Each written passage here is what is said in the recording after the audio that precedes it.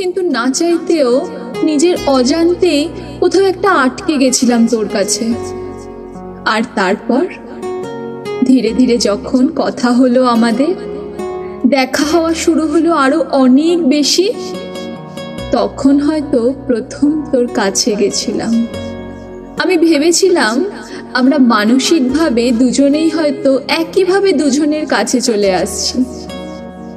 জানিস,